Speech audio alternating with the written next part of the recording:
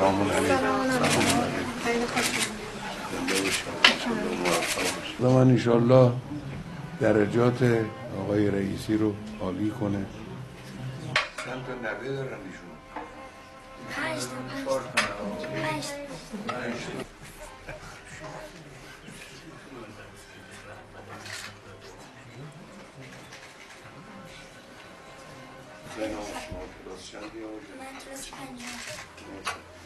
دیگه به من ایشون گفت من ساعت 3 از سفرم کجا آمده بود، گفت دیدم دیگه نمیشه اینجا من بخوابم، بنا فرداش بره کرج.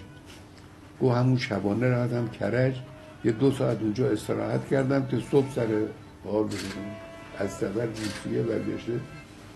این همه زحمت به خانم والده ایشون هم از طرف ما تسلیت بگیم.